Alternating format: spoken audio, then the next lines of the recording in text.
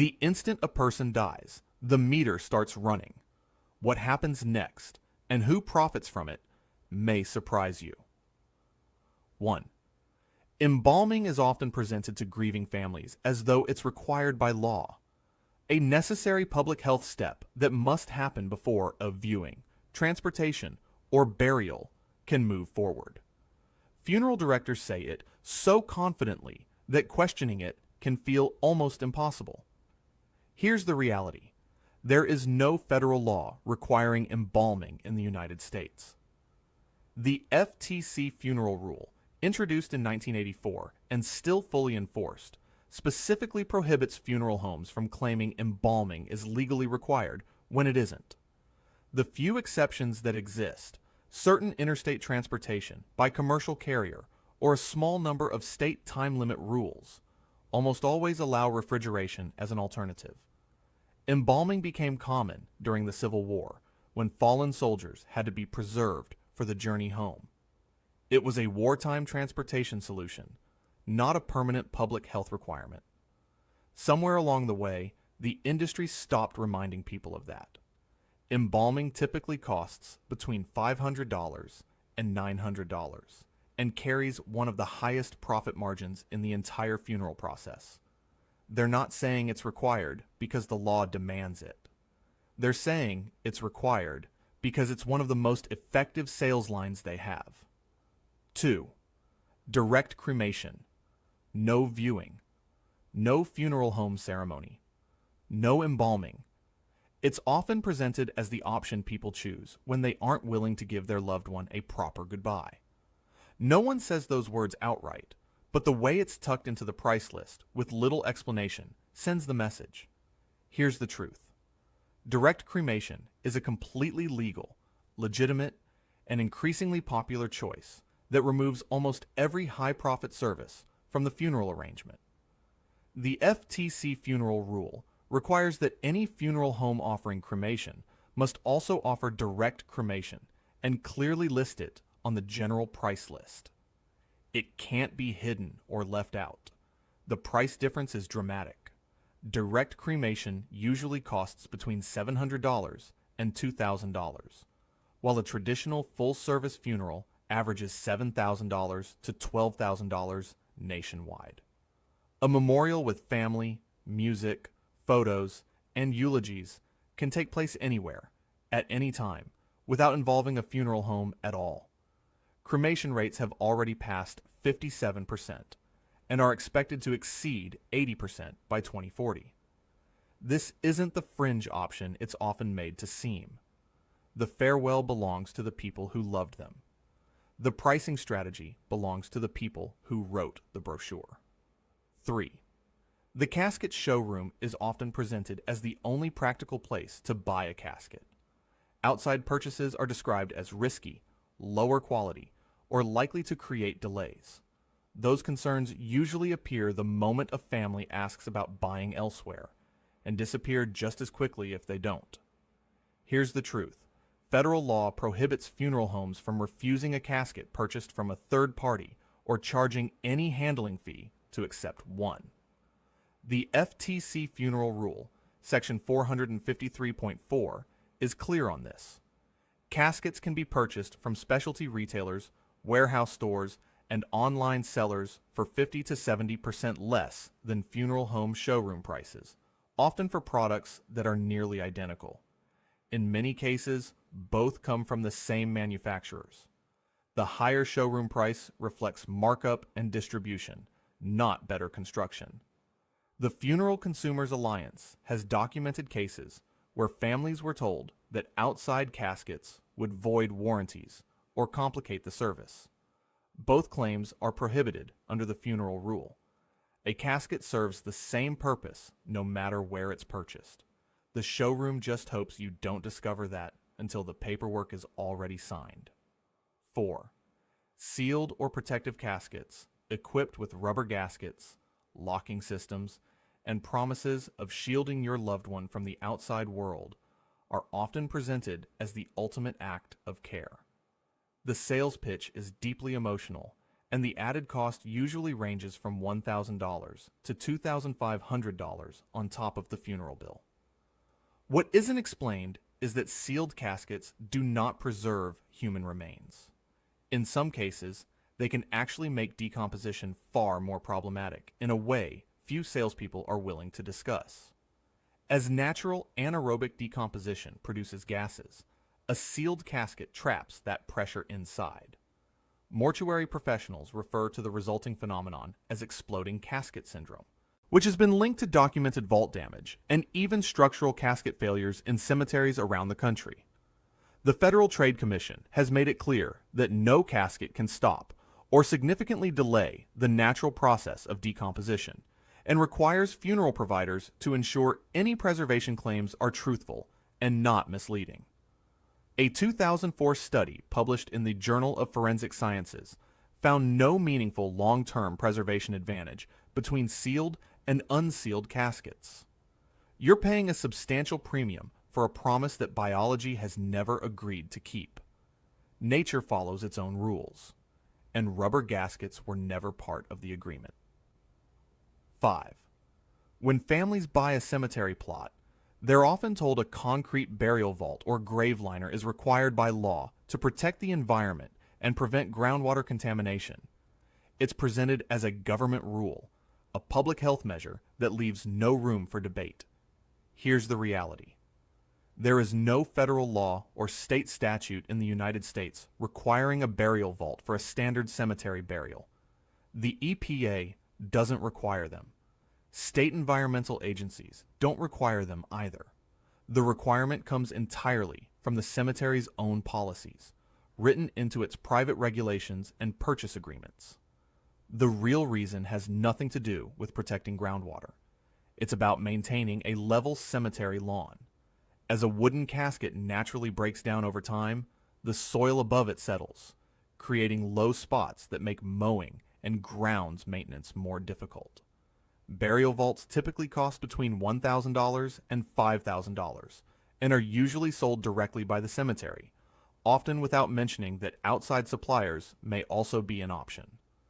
The difference between a sealed burial vault and a less expensive grave liner is rarely explained, and many families end up purchasing the higher-priced option without ever hearing about the alternative.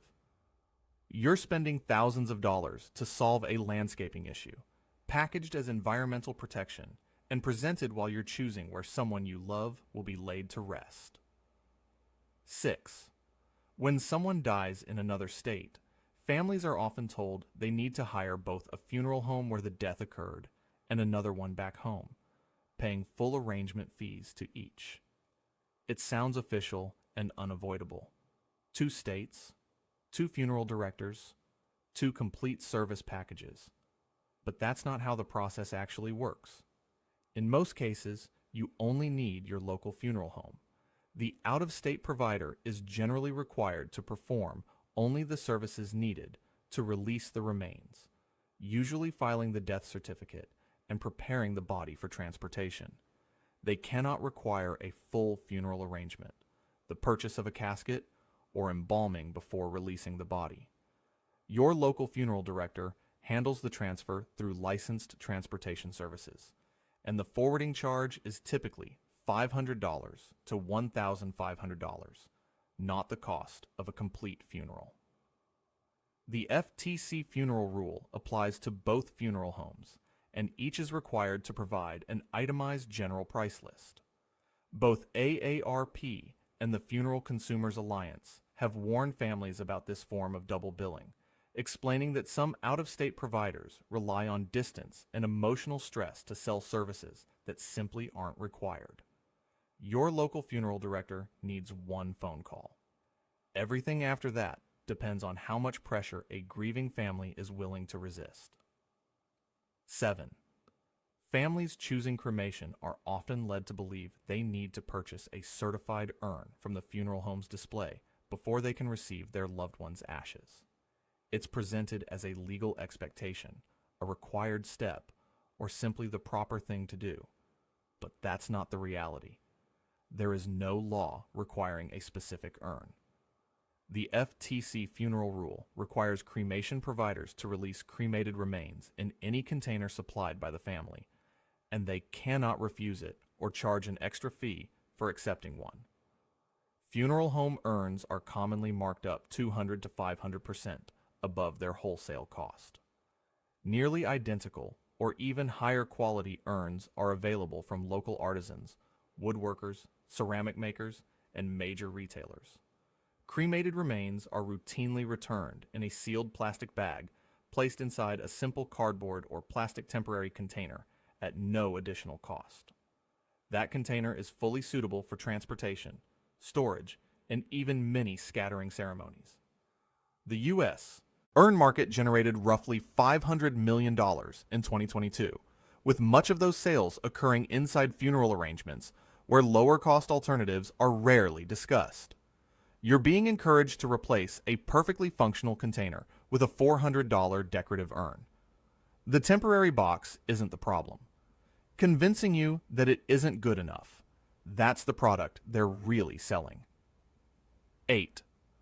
Ordering flowers through the funeral home is often presented as the most organized and respectful option, giving the impression that they work with exclusive florists who provide special care for the occasion. The reality is far less remarkable. In most cases, the funeral home is simply reselling standard floral arrangements at a significant markup without adding any meaningful service. They usually call the same local florist any family could contact themselves, place a routine order, and charge 50 to 200% above the florist's price for acting as the middleman. There is no special licensing for funeral flower coordination, no exclusive supplier network, and no extra attention given to the arrangements. Families can call any local florist directly, provide the funeral home's address along with the service time, and have the flowers delivered without involving the funeral home at all. The Society of American Florists estimates that funeral flowers account for roughly 25% of the U.S. retail floral market. Much of that revenue comes from convenience rather than any specialized service or expertise. You're paying someone to make a phone call you could make yourself in a few minutes. The flowers don't change. Only the bill does. 9. Saturday and Sunday funeral services are often presented as automatically more expensive because of overtime pay, union rules, or mandatory weekend staffing. It's framed as an unavoidable industry standard that every funeral home must follow. The reality is different. Weekend service charges are a business decision, not a legal requirement. No federal or state law requires them. The FTC funeral rule only requires that any extra fees be clearly listed on the general price list. It doesn't dictate what those fees should be or whether a weekend surcharge is necessary. Weekend fees at funeral homes across the United States range from nothing at all to $500 to $1,500, depending on the provider. That difference reflects pricing strategy, not labor regulations. As large corporate chains have expanded across the industry, with one company operating more than 1,900 funeral homes throughout North America, demand-based pricing has increasingly replaced the flat-rate approach once common among local funeral homes. Families who ask about weekday services often find they can save hundreds of dollars without sacrificing the quality of the service. Grief doesn't cost more on a Saturday. The pricing model just knows that's when most people are available. 10. Pre-need funeral plans are often marketed as complete financial protection. Pay today's prices now. Lock in every expense. Spare your family from future costs entirely. It sounds thoughtful, practical, and reassuring. But many pre-need contracts include provisions that allow certain costs to rise, while third-party expenses are often excluded from any price guarantee. Those details are usually buried in the contract, not emphasized during the sales presentation. Most pre-need agreements separate funeral home services, which may be price guaranteed, from cash advance items like death certificates, obituary notices, clergy honorariums, and cemetery fees, which are typically charged at whatever rate exists when the death occurs. A 2019 Consumer Federation of America investigation found that pre-need contracts varied widely in the protection they actually provided, with many giving the impression of complete coverage while guaranteeing only part of the total cost. Funds are generally held in state-regulated trusts or insurance policies, but oversight differs from state to state, and when funeral homes are sold to large corporate chains, transferring those funds can become more complicated. A pre-need contract that leaves major expenses uncovered isn't a complete financial plan. It's a partial payment toward a final bill your family won't fully understand until it arrives. 11. Families are often shown bundled funeral packages first, creating the impression that itemized pricing is unusual, complicated, or meant for special circumstances. The options are typically labeled basic, classic, and premium, making it seem as though choosing a package is simply how funeral arrangements are done. Here's the reality. Federal law gives every family the right to receive a complete itemized general price list and pay only for the services and merchandise they actually choose. The FTC funeral rule requires funeral providers to hand that price list to anyone making arrangements before any discussion of packages or contracts begins. Not only if it's requested, not after a package has been selected, right from the start. Families who build an arrangement item by item often spend 20 to 40% less than the price of a typical mid-level package while receiving nearly the same services. Package pricing works because it reduces decisions during an emotionally overwhelming moment, while making the middle option appear reasonable simply because an even more expensive package sits beside it. Common extras include embalming when refrigeration would be sufficient, premium guest books, laminated prayer cards, and upgraded vehicles, each adding $50 to $500 to the total. A package is never built around your family's needs. It's built around what makes the package most profitable to sell. 12.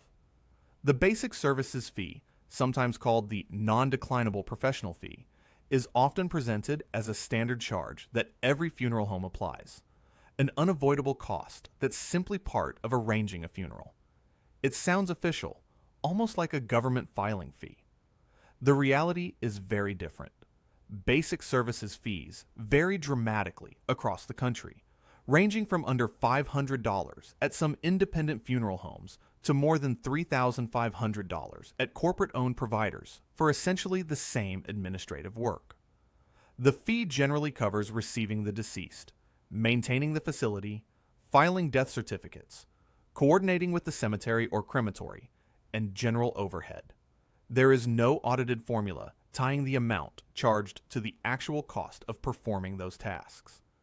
Service Corporation International, the largest funeral company in North America, with annual revenue exceeding $4 billion, has been documented charging basic services fees at the upper end of the national range across many of its acquired funeral homes. The FTC funeral rule allows this fee to be non-declinable, but requires it to be clearly itemized and disclosed. It sets no price limit and requires no proof that the amount reflects the actual cost of the services provided. The basic services fee isn't a payment for extra care. It's the price of walking through the door. And once you're inside, walking away is rarely part of the plan. 13. Death certificate fees are often presented as simple pass-through costs. The funeral home pays the state and you reimburse exactly what was paid. It sounds straightforward enough, but the numbers often tell a different story. Funeral homes commonly charge $25 to $50 for each certified copy, while state-issued death certificates typically cost $5 to $25, depending on where you live. In some states, the first copy is even provided at no charge, with only small fees for additional copies. The difference is often kept as a handling markup, a practice that is legal but rarely explained as anything other than reimbursement. Most families need 6 to 12 certified copies to deal with banks, insurance companies, pension plans, government agencies, and property transfers. That means a single line item can easily total $200 to $600 for documents that cost the state only a fraction of that amount. In many states, Families can order additional certified copies directly from the state's Vital Records Office after the initial filing, paying only the official government fee with no funeral home involvement. You're paying convenience store prices for a government document. The markup isn't hidden. Most people just never think to compare it with the state's actual price. 14. Families are often told that any viewing or visitation, even a short private gathering with close relatives, requires full embalming and cosmetic preparation, usually sold together as a package costing $800 to $1,500. In the arrangement room, questioning that recommendation can feel almost inappropriate. That's exactly what makes it so effective. Here's the reality. Refrigeration is an accepted alternative to embalming for viewings in the vast majority of situations. The FTC funeral rule specifically prohibits funeral providers from claiming embalming is legally required unless it truly is in that particular case. They are also required to inform families that refrigeration is another preservation option. Refrigeration generally costs $50 to $150 per day, a small fraction of the price of embalming, and is the standard method of preservation across much of Europe and many other parts of the world where embalming is rarely performed. The United States remains one of the few countries where embalming is routinely used for ordinary domestic funerals. In the United Kingdom, Australia, and most of continental Europe, refrigeration is the normal practice, while embalming is reserved for special circumstances. A private family viewing can usually take place with basic preparation and refrigeration alone. Most of the world says goodbye without embalming. The extra requirement appeared somewhere between the invention of refrigeration and the opportunity to charge for something more. 15. Obituary writing and submission is often presented as a professional funeral service, giving the impression that it requires special media connections, publishing expertise, or access that families don't have on their own. In reality, funeral homes usually submit obituaries through the same newspaper websites and online portals available to the public, then charge $100 to $400 for doing so, separate from the newspaper's own publication fee. Most newspapers and obituary websites allow families to submit notices directly through simple online forms with no funeral home involvement. Legacy.com, which distributes obituaries to hundreds of newspaper websites nationwide, also accepts direct family submissions and even offers free basic posting options. The obituary itself is almost always written by the family. The funeral home's role is typically limited to formatting the text and submitting it. There is no specialized training involved, no exclusive publishing relationship, no private distribution network that families can't access themselves. You're paying someone to paste your words into an online form. The service sounds far more complicated than the task actually is. 16. When families ask about renting a casket for a viewing before cremation, they're often met with warnings about hygiene or dignity. The suggestion is that a rental casket is somehow unsanitary, disrespectful, or carries contamination risks from previous use. That concern usually appears with perfect timing, right after a family asks about avoiding the cost of buying one. Here's the reality. Rental caskets are designed with a brand new interior insert for every service. The outer hardwood or veneer shell is reused, but the removable interior liner, typically a heavy-duty cardboard or fitted insert, is replaced for each individual and accompanies the body to the crematory. Nothing that comes into direct contact with the deceased is reused. OSHA guidelines and state funeral board regulations require that shared contact surfaces between services not be used. Rental caskets generally cost $500 to $1,500, while purchasing a similar-looking casket often costs $2,000 to $5,000 for virtually the same appearance during the viewing. Interestingly, hygiene concerns are rarely mentioned unless a family asks about renting first. That makes the objection sound less like a safety issue and more like a response to a lower-cost option. The shell is reused. Everything your loved one actually touches is brand new. The only thing at risk is the profit on a full casket sale. 17. Maritime scattering, national park ash scattering packages, and aerial scattering services are often marketed as if families need professional guidance to navigate complicated laws, permits, and potential legal risks. The message is clear. Without a funeral provider, the process seems overwhelming. Families then pay $500 to $2,500 for what is frequently a boat trip, basic coordination, and a few hours of someone else's time. In reality, ocean scattering in U.S. waters is regulated by the Marine Protection, Research, and Sanctuaries Act, which generally requires ashes to be scattered at least 3 nautical miles from shore. No funeral professional is required, and the only formal step is an EPA notification, completed through a simple online form within 30 days. Rules for scattering in national parks vary by location, but many require only a free or low-cost permit obtained directly through the park. The National Park Service allows families to apply without a funeral home acting as a middleman. Scattering on private property usually requires only the landowner's permission, and in many states, scattering on family-owned land involves no additional regulatory process. The permit is free. The paperwork takes minutes. The $1,500 package is often just the boat ride, and the confidence you didn't realize you already had the right to arrange yourself. 18. Families choosing cremation are often shown traditional casket options with the strong impression, sometimes directly stated, sometimes simply suggested, that a full casket is part of the process. Some providers present it as a crematory requirement. Others begin with the most expensive options and wait to see if families ask about alternatives. Here's the reality. The FTC Funeral Rule, Section 453.4, requires funeral providers that offer cremation to make an alternative container available, such as an unfinished wood box or rigid cardboard container suitable for the cremation process. They must also list that option on their price list. Alternative containers typically cost $50 to $200, while traditional caskets can range from $900 to more than $10,000. For cremation purposes, both serve the same legal function.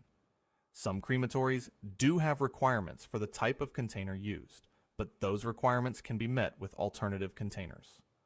They do not require an expensive traditional casket. The practice of showing full casket selections to cremation families without clearly explaining the alternative has been identified by the FTC as a deceptive sales practice in enforcement actions. A mahogany casket before cremation isn't a requirement. It's a purchase made possible because the cheaper option was never placed on the table. 19. When families purchase a burial plot, they are often encouraged to buy the headstone or grave marker directly through the cemetery. Outside monument companies are frequently described as complicated alternatives that require special approval, additional charges, or may not meet cemetery standards. The concerns sound official enough to discourage families from looking elsewhere. Here's the reality. Cemeteries generally cannot force families to purchase monuments only from them, and independent monument retailers often provide similar or higher quality products at much lower prices. Federal funeral regulations regarding deceptive practices, along with various state cemetery laws, restrict misleading claims and unfair fees related to outside markers. A standard double-plot upright granite headstone that may cost $3,000 to $8,000 through a cemetery can often be purchased directly from monument wholesalers or regional stone suppliers for around $800 to $2,500, using comparable materials and craftsmanship. For veterans, grave markers are provided entirely free through the U.S. Department of Veterans Affairs, including inscription and delivery directly to the cemetery. Cemeteries cannot add merchandise charges for a government-issued marker. The granite isn't different. The cemetery ground doesn't require a special stone. The only thing with unique requirements is the price attached to it. 20. Donating a body to science is often believed to remove every expense completely. A simple, no-cost solution where the institution manages everything from transportation to final cremation. But the reality is more complicated, and families who learn the details after a death occurs are often left with very little time to make other arrangements. Whole body donation programs through medical schools and anatomical gift organizations commonly cover transportation, preparation, and eventual cremation. However, strict limitations apply. Many programs only accept donors within a specific geographic area and may reject a donation based on medical conditions, body weight, infectious diseases, or traumatic injuries. Even individuals who complete registration beforehand can still be declined after death. If that happens, families must quickly arrange another form of disposition without the time or preparation they expected to have. Some for-profit body donation companies market themselves similarly to medical institutions while operating under different levels of oversight. Several have faced legal consequences over improper handling of donated remains. Even accepted donations may take 18 months to 3 years before cremated remains are returned, a timeline that is not always clearly explained during enrollment. Body donation is a meaningful contribution and can genuinely reduce funeral costs. But saying it's free is only true if everything goes exactly as planned when the moment arrives. 21. When families ask about natural or green burial, no embalming, biodegradable containers, and no concrete vault, funeral homes often present it as an uncommon option requiring special planning, limited locations, or unusual circumstances. The message is that this is a complicated path meant for a small group of people. The reality is much different. Natural burial is legal in every U.S. state, requires no special permits beyond normal burial authorization, and is available at more than 300 certified locations nationwide. A number that has increased by more than 400% since 2006. According to the Green Burial Council, natural burial eliminates embalming, avoids burial vaults, and uses biodegradable materials such as a simple shroud costing less than $100 or a basic wooden container. A complete natural burial generally costs between $1,000 and $4,000, compared with a traditional burial averaging $7,000 to $12,000. It represents one of the largest potential savings available to families making funeral decisions. The idea that green burial is complicated is one of the biggest barriers to adoption, according to the Green Burial Council, a barrier that benefits conventional funeral providers who are competing against a much lower cost alternative. For nearly 200,000 years, humans returned their dead to the earth using simple biodegradable materials. The idea that this requires professional management came much later. 22. Pre-need funeral contracts are often marketed as flexible financial plans. Move to another city, switch funeral providers, or outlive the original funeral home, and your money will supposedly follow you wherever the arrangement eventually takes place. It sounds simple, secure, and guaranteed. The reality is far more complicated. Pre-need contract portability can be limited, depends heavily on state laws, and may include cancellation penalties that take a significant portion of the money already paid. Some states require full transferability and restrict cancellation fees, while others allow providers to keep a percentage of the contract value or retain earned interest. When a funeral home is purchased by a larger corporate chain, a common result of ongoing industry consolidation, the existing pre-need contracts typically move to the new owner. That new company may be one the family never selected and may operate under very different pricing structures and service policies. A 2015 Associated Press Public Policy Institute report highlighted cases where pre-need funds placed into insurance products instead of trust accounts became difficult to move and exposed families to additional risks related to insurance company stability. The Funeral Consumers Alliance recommends viewing pre-need agreements as conditional arrangements rather than absolute guarantees and advises families to keep copies of every contract receipt, and funding document. You made a payment. The company may change hands, and the details that decide what happens next are often buried in the fine print you signed during the hardest moment to think clearly. 23. Many funeral homes promote aftercare programs and grief support sessions as professional emotional services. Sometimes they are included as part of the arrangement process, and sometimes they are used to support higher pricing. The presentation often suggests specialized training and therapeutic expertise. The reality is different. Funeral home grief counselors are generally not licensed mental health professionals, and the support they provide is not the same as clinical grief therapy. Licensing requirements for funeral staff in every U.S. state focus on mortuary science, not psychology or counseling. No state requires aftercare coordinators or grief support staff at funeral homes to hold licenses in clinical psychology, social work, or professional counseling. Terms like grief counselor and aftercare coordinator are commonly used within the funeral industry without standardized credential requirements.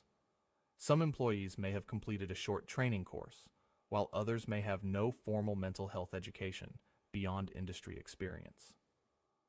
Licensed grief therapy is a separate service provided by trained mental health professionals and is typically accessed through healthcare providers, insurance programs, or counseling services outside the funeral industry. Funeral home aftercare programs can provide real value through community support, resources, and referrals. The issue comes when they are presented as professional therapy or used to justify premium pricing without clearly explaining the difference in qualifications.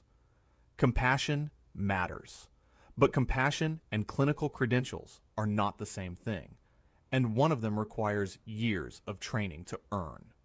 24. Cash advance items on a funeral invoice, death certificates, clergy charges, newspaper notices, permit fees are often presented as exact pass-through expenses. The impression given is that the amount charged to the family is precisely what the funeral home paid to a government agency or third-party provider. The reality is more complicated. Funeral homes are legally allowed to add markups to cash advance items. The restriction is that they must disclose those markups clearly.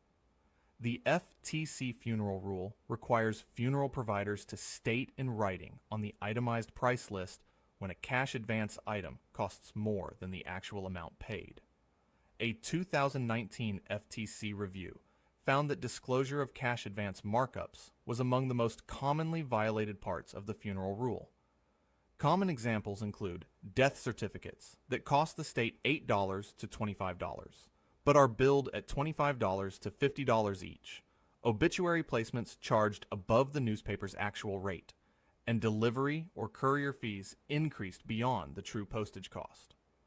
Across a typical funeral arrangement, these undisclosed or poorly explained markups can add $200 to $600 to the final bill through charges that appear to be government fees or third-party expenses, but may actually include funeral home revenue.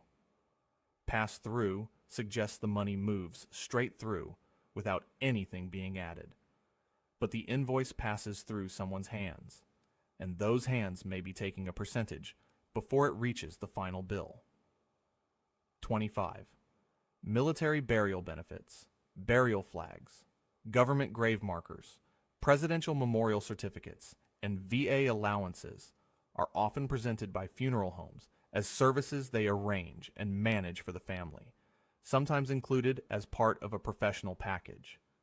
The reality is that these benefits come directly from the U.S. Department of Veterans Affairs and are available through a family application process. A funeral home's involvement is optional and does not increase the value of the benefit by even $1. For eligible veterans, the VA burial allowance can provide up to $796 for service-connected deaths. The payment is sent to the funeral home and must be credited toward the family's funeral expenses. It cannot legally be hidden inside higher prices or treated as additional funeral home revenue. Veteran headstones and grave markers are provided at no cost through the VA and delivered directly to the cemetery after the family submits the required application. Military honors, including flag presentation, rifle teams, and bugler services, are coordinated through the Department of Defense Military Funeral Honors Program at no charge. Funeral providers are required to inform eligible families that these benefits exist. These benefits belong to the veteran and the family. Charging someone to access a free government service is like charging a fee to open a letter that was already addressed to them. 26. The belief that families must hire a licensed funeral director to oversee every part of the death care process is so deeply rooted that many people don't realize caring for their own dead at home is legally allowed in many places. As of 2024, only a small number of states require licensed funeral director involvement for every disposition. Most states allow families to serve as their own funeral directors for immediate family members, with specific paperwork and documentation requirements that vary by location. The National Home Funeral Alliance provides state-by-state legal information and has grown as more families discover this option exists. A home funeral can include washing and dressing the body, preserving it with dry ice for several days, transporting the deceased in a family vehicle with the proper permit, and completing required death certificates. All actions families can legally handle in many states without professional assistance. The home funeral movement is driven partly by cost. Avoiding funeral home charges for basic services can save families $3,000 to $7,000. But it is also motivated by the desire for a more personal and family-centered farewell. For most of human history, families cared for their own dead at home. The idea that this responsibility requires a licensed professional is a relatively modern concept, less than 125 years old. In many states, it's not a legal requirement. It's simply a tradition people stopped questioning. 27. Because funerals are viewed as serious, emotional ceremonies rather than ordinary purchases, families often assume prices are fairly similar between providers in the same area. Comparing costs can feel unnecessary, uncomfortable, or even disrespectful during a time of grief. That assumption can be extremely expensive. A 2023 pricing survey by the Funeral Consumers Alliance found that within the same market, the most expensive funeral homes charged 3 to 5 times more than the least expensive providers for comparable direct cremation and basic burial services. The FTC funeral rule requires funeral homes to provide price information by phone because lawmakers recognized that families were not shopping around and that limited transparency allowed major price differences to continue. Corporate-owned funeral homes frequently charge more than independent providers, offering similar services in the same communities. That difference often reflects business structure and profit expectations rather than a measurable difference in care. Behavioral economics research consistently shows that people making decisions under emotional stress and time pressure are more likely to accept the first option presented and anchor around the first price they hear. Nobody buys the first car they see without checking another dealership. The funeral industry learned how to make comparison feel uncomfortable. Then it priced accordingly. The difference between providers is real, and families have every right to discover it before signing anything. 28. Viewings and memorial services are often treated as if they must happen inside the funeral home's building. Part tradition, part routine, and part because alternative locations are rarely mentioned during the arrangement meeting, a conversation held in a space designed to feel like the natural and only choice. The reality is that viewings and memorial gatherings can take place in churches, community halls, private homes, parks, restaurants, and other event spaces. Using the funeral home's facilities is a separate, itemized service listed on the price sheet. It is not a requirement. Facility use fees for a viewing or ceremony commonly range from $500 to $2,500. Families can avoid that cost entirely by choosing another location while having the funeral home handle only necessary services such as transportation and preparation. The FTC funeral rule requires facility charges to be clearly listed separately, meaning families have the right to decline them. The growing popularity of celebration of life ceremonies has expanded these options even further. Restaurants, outdoor venues, community spaces, and private residences now regularly host meaningful memorials without any funeral home involvement. A funeral home's service room is not the only place where someone can be remembered. It's simply the most expensive room in the building where you happen to be sitting with a contract in front of you. 29. The casket showroom is designed to make higher-priced choices feel like proof of love, and lower-priced options feel like a compromise. The arrangement of the display and the way prices are presented are built around that idea. The cost of a casket is determined mostly by materials, production, and design, not by the amount of care, respect, or dignity shown during the service. Funeral industry sales training materials have documented the practice of placing lower-cost caskets in less noticeable areas with minimal presentation, while premium models are positioned at eye level with better lighting and more attention. It is a form of deliberate visual merchandising. Casket production in the United States is largely controlled by a small number of major manufacturers that supply a significant portion of funeral homes nationwide. The differences between a $1,200 steel casket and a $4,000 steel casket are often focused on appearance, finishes, and features rather than meaningful differences in strength or function. The idea that a casket represents the depth of someone's love is a relatively modern American creation.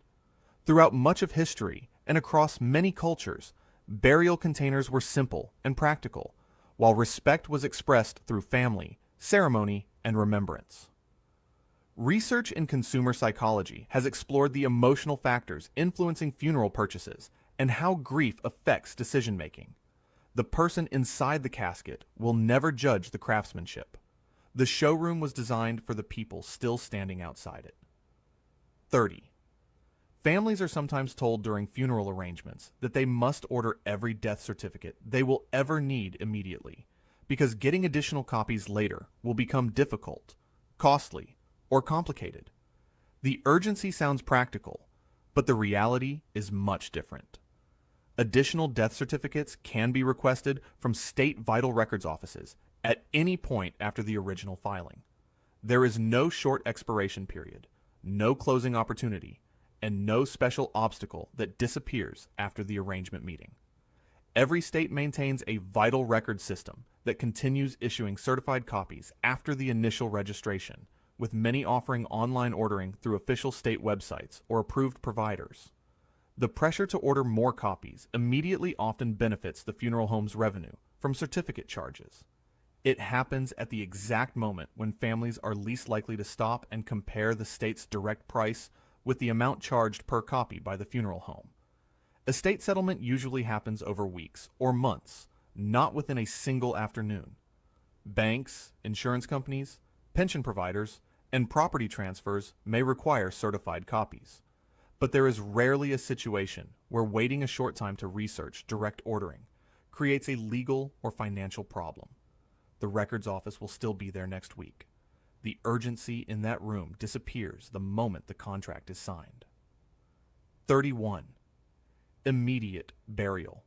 Placing someone to rest without a viewing, embalming, or a formal funeral service at the funeral home is often presented as a cold or incomplete choice.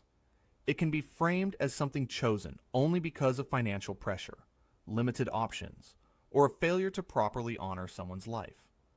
The reality is different.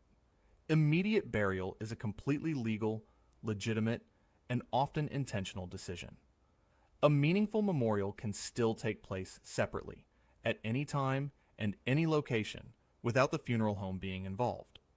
Immediate burial generally costs between $1,500 and $4,000, covering essentials such as transportation, the burial container, and death certificate processing. A traditional full-service funeral with burial can cost $9,000 to $15,000 or more. Some of the world's oldest religious traditions, including Orthodox Judaism and Islam, have practiced forms of immediate burial for thousands of years. These traditions often call for burial soon after death, with no embalming and minimal preparation before the graveside ceremony. This was never a choice created by people who had no other option. A memorial service can be planned weeks or months later, allowing relatives time to travel, process their grief, and gather together in a more meaningful way. The FTC recognizes immediate burial as its own funeral service category, requiring separate price disclosure, in part because the option has historically been overlooked or discouraged during arrangements. A simple burial is not a failure to honor someone. Sometimes it is simply a different way of saying goodbye. 32. Families are often left with the impression that every administrative part of death management runs through the funeral home. Permits, documents, notifications, estate matters. Everything appears to belong within the funeral home's responsibility, creating the idea that handling these tasks independently is complicated or improper. The funeral home's primary administrative role is filing the death certificate and securing the necessary burial or cremation permits. Beyond that, most responsibilities belong directly to the family or estate representative and are handled with government agencies, financial institutions, and legal professionals, not the funeral home. Social Security notifications, Medicare and Medicaid updates, bank account matters, property ownership transfers, probate filings, and insurance claims are all managed directly between the family, executor, and the appropriate organizations. For complicated estate issues, probate courts and estate attorneys are the professionals responsible for legal guidance, operating completely separate from funeral services. Funeral home estate assistance programs are often referral systems that connect families with outside attorneys or services, rather than providing legal representation themselves. The confusion over where the funeral home's responsibility ends is understandable. It comes from grief, urgency, and the fact that the funeral director is often the first professional a family meets after a death. But being the first person involved does not mean having control over the entire process. The authority exists only as far as families allow it to extend. 33.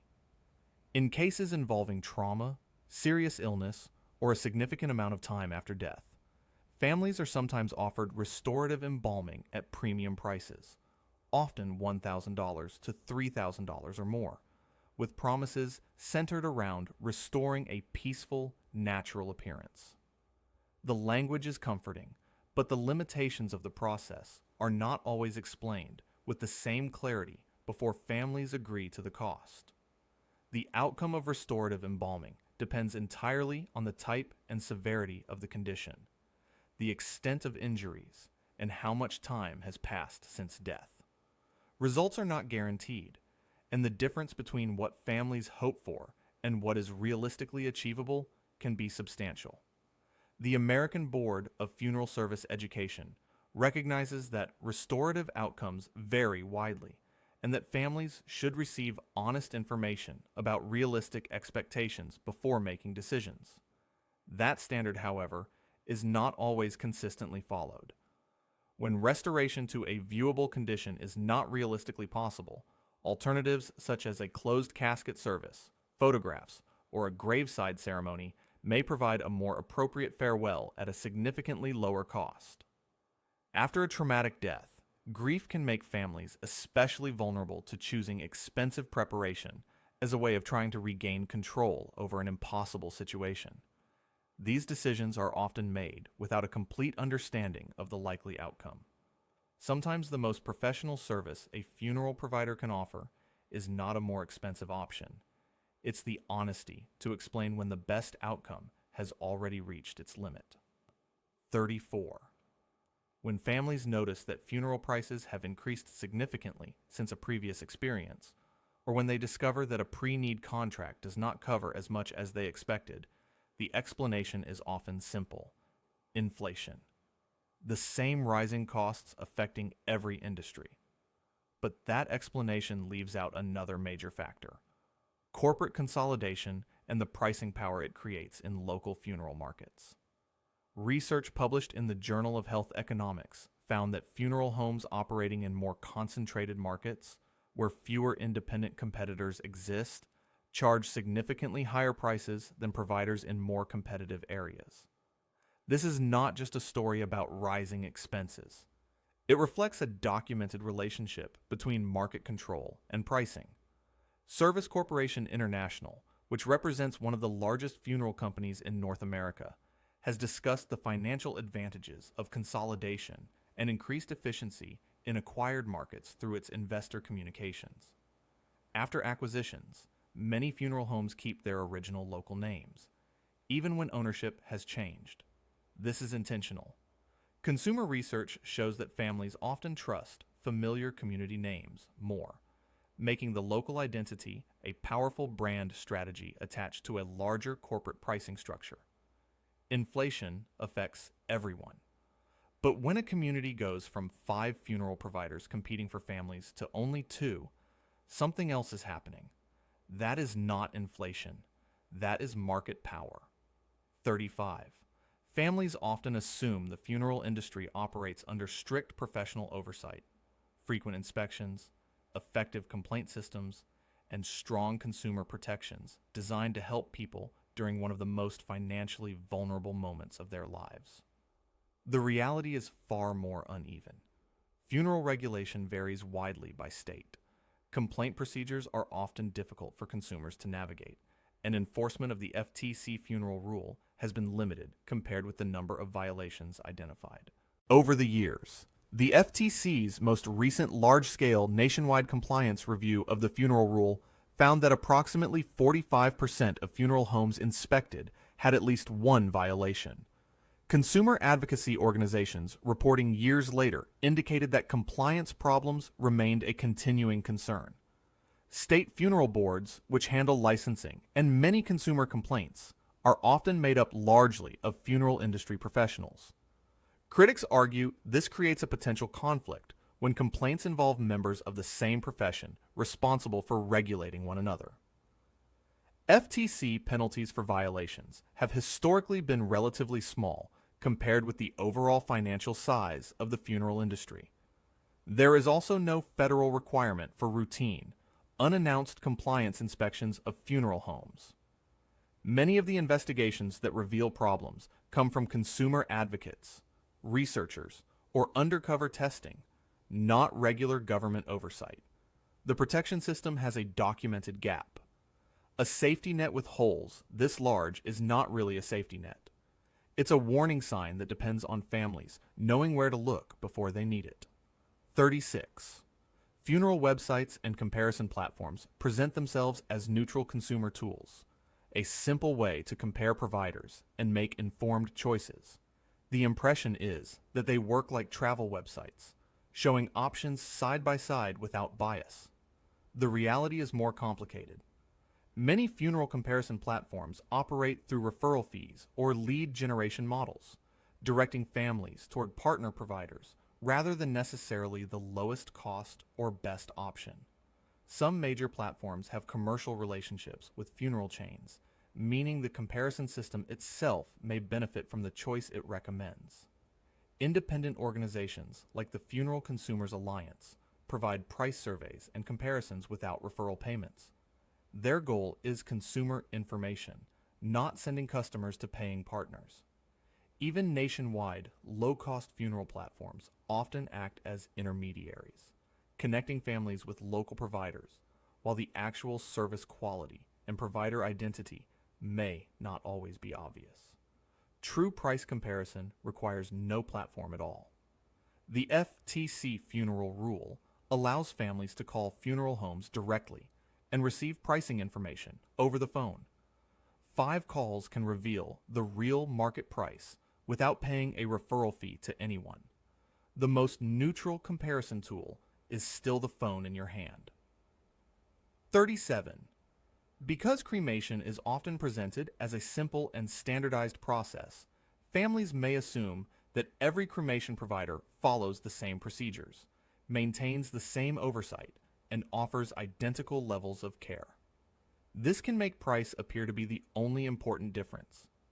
The reality is that cremation providers vary significantly in their identification systems, operating standards, and quality controls. Choosing only based on cost can overlook important factors that families should understand before making a decision. Several high-profile criminal cases involving cremation facilities across the country involved mishandled remains, incorrect returns, or fraudulent practices. Those cases led to convictions, but also revealed gaps in how cremation facilities are monitored and regulated.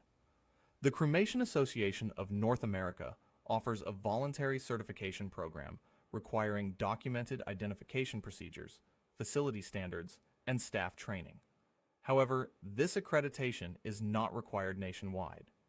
Identification systems, including tracking tags or metal discs that remain with the deceased throughout the cremation process, are mandatory in some states and voluntary in others. Researching a provider's procedures and safeguards is especially important in today's competitive low-cost cremation market.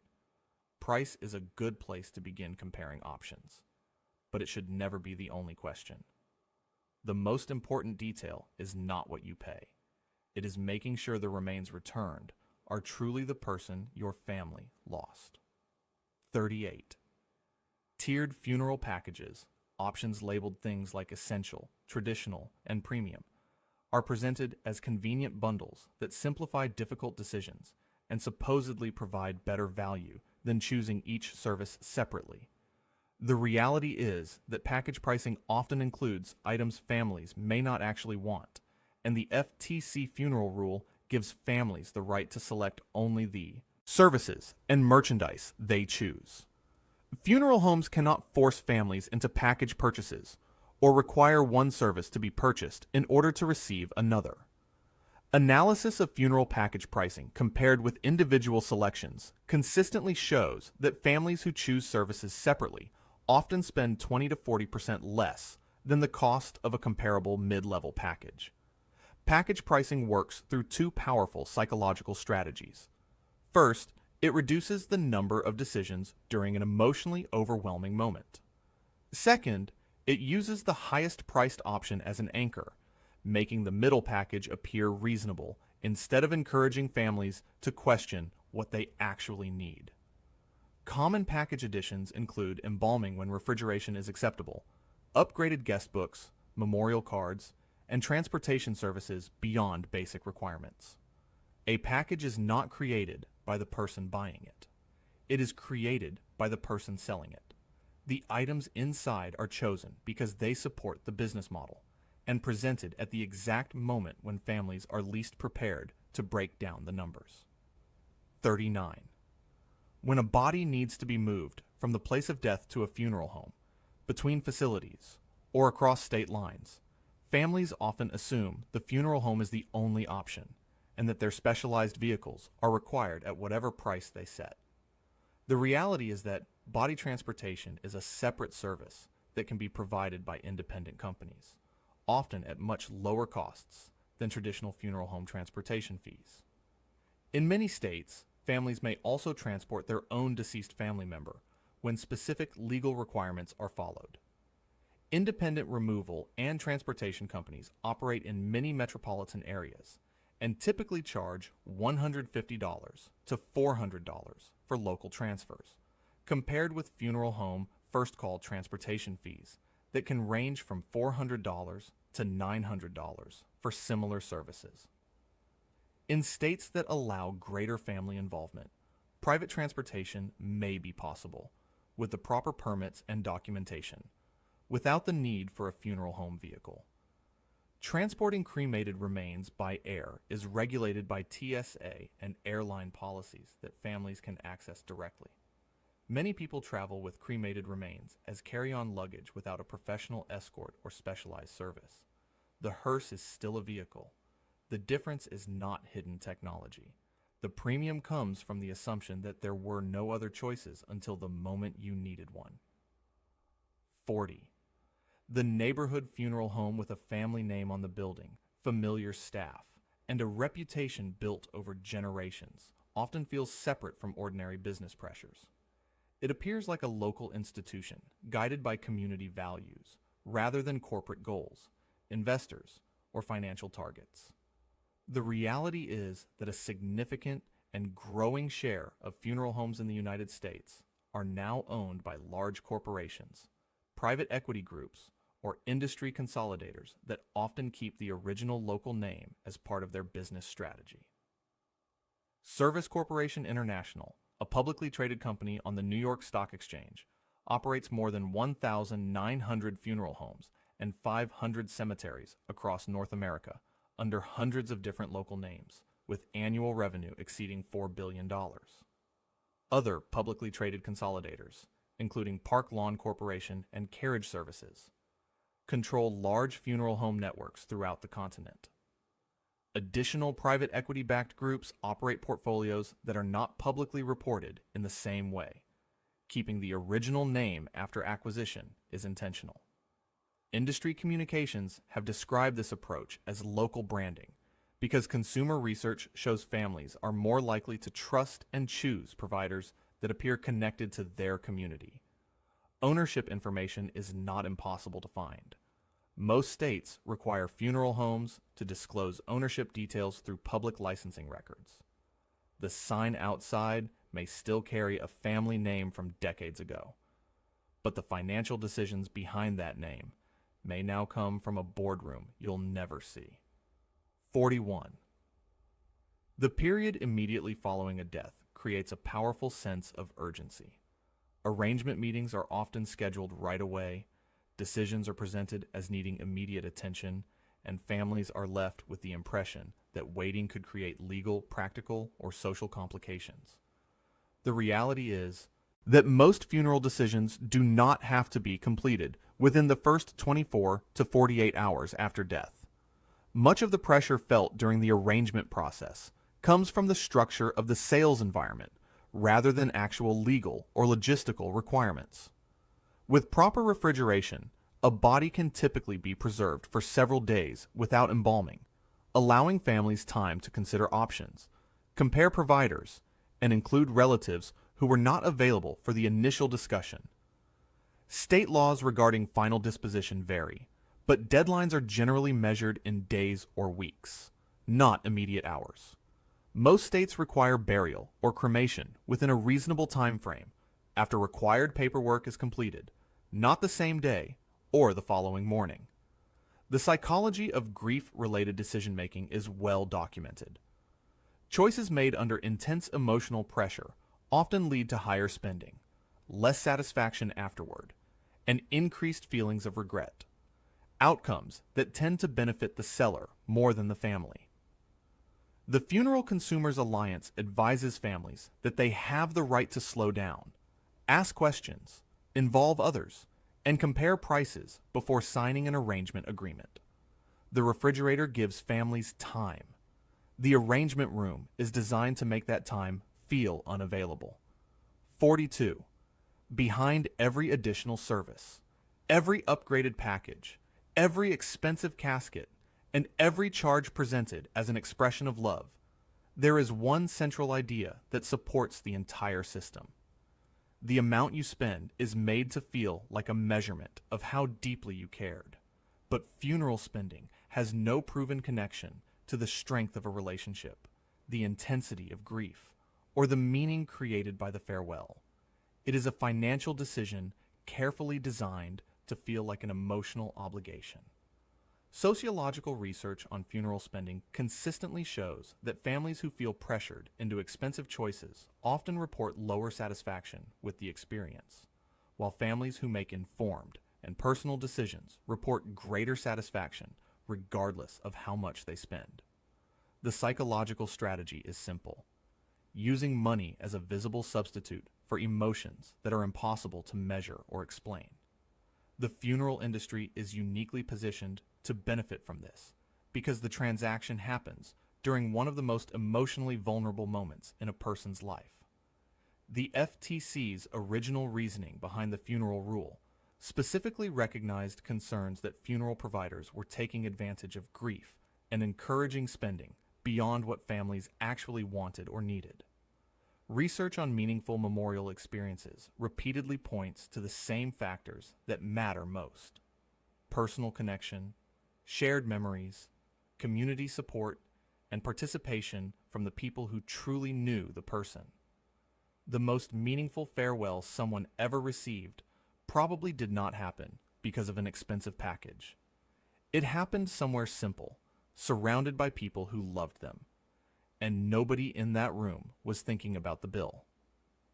Thank you for watching. If you want to see more stories like this, click the video on screen and continue exploring with us. If you found this video interesting, make sure to like, share, and subscribe for more content. Let us know your thoughts in the comments below. What surprised you the most? And what topic should we cover next? Thanks for being part of the journey, and we'll see you in the next video.